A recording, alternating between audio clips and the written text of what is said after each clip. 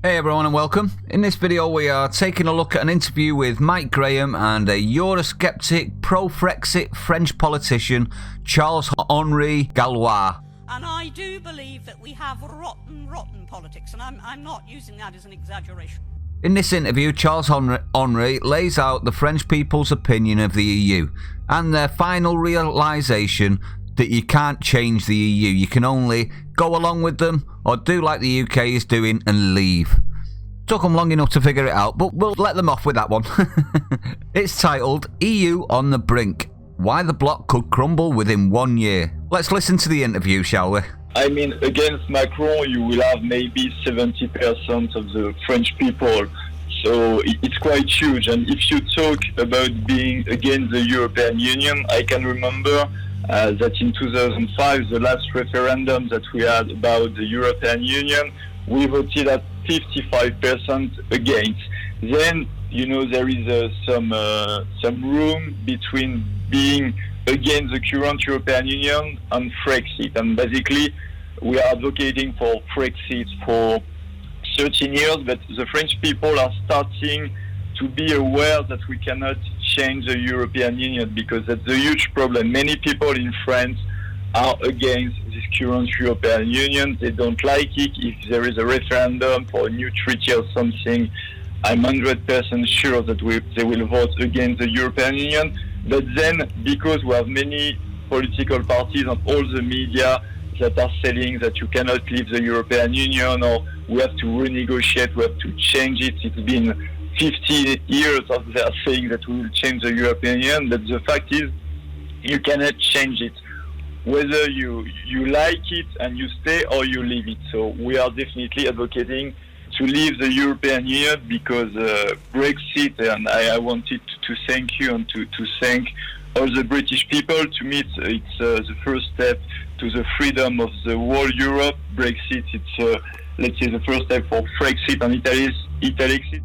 As you heard, Charles-Henri believes that France would vote out in a referendum if it was called now. He also thanked us for leading the way. So it seems that horrible Britain has saved Europe again.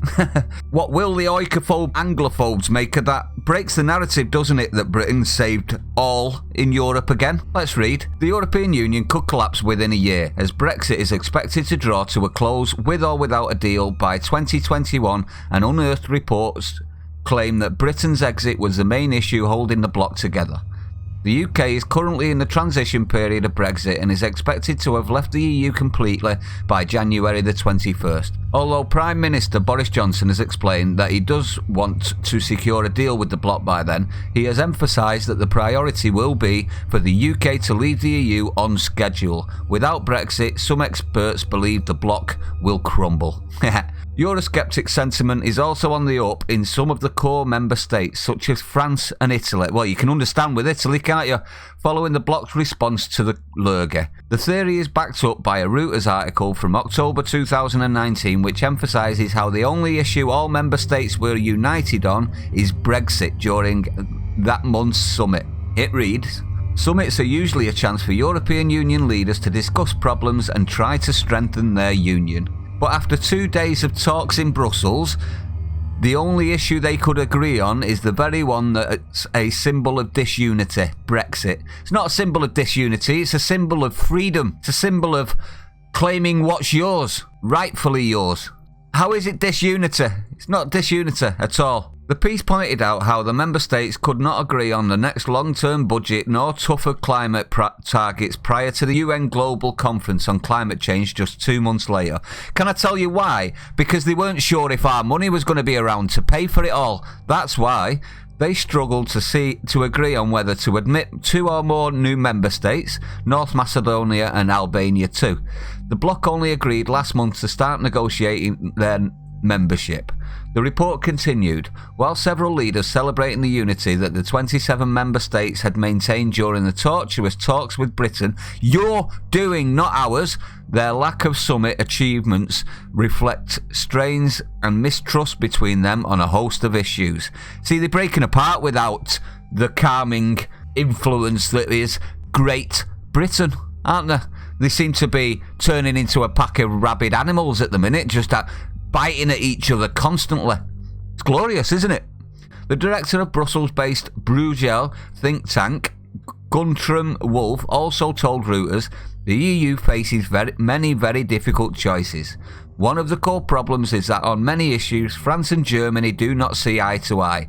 Yeah, because France have realised that they aren't part of the hierarchy of the EU at all. Germany are, and it's only Germany.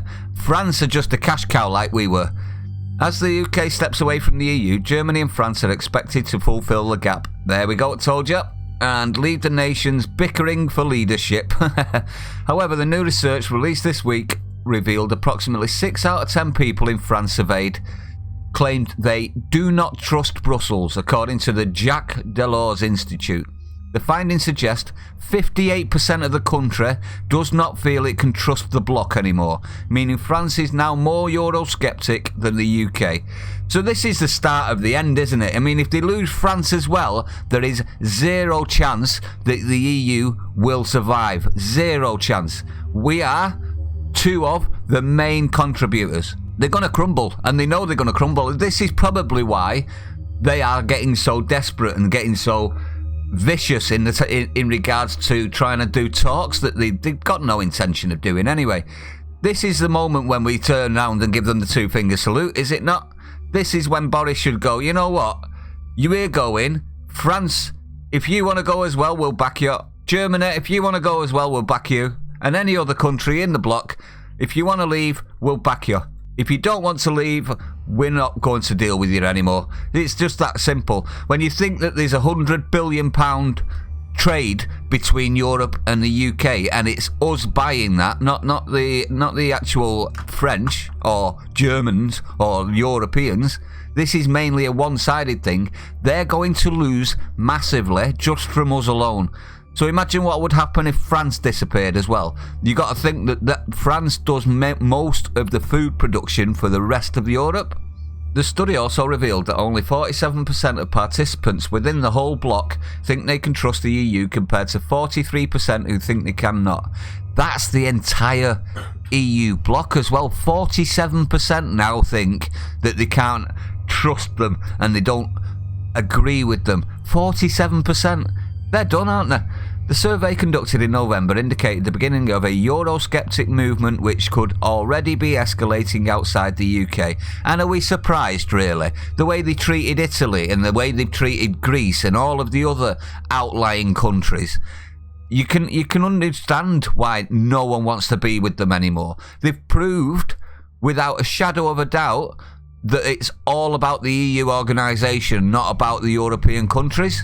Lead researcher Thierry Chopin explained how the lurgy pandemic will have exacerbated the situation. Discussing the survey findings, he said there has been a continuous decline since the day after the election of Emmanuel Macron until the point where ambivalents, those who are neither pro nor anti-EU, so moderates, have not become the majority in France. Additionally, some fear Italy could be the next country to leave the EU. Italy is currently the third most affected nation worldwide during the lurgy pandemic and felt abandoned by the EU, because they were, as the disease tightened its grip on the country. President of the European Commission, Ursula von der Leyen, even offered a heartfelt apology. Whoa, I bet that was so endearing to the thousands of families that have lost loved ones. I bet they really felt happy and vindicated that the EU had said sorry. Behave yourself to the countries back in April for its poor handling of the crisis.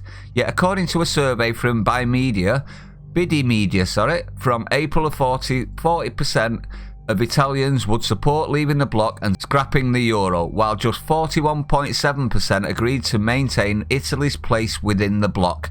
So everywhere, they're losing everywhere, aren't they? Another agency found in March that 88% of Italians felt let down by its EU neighbours.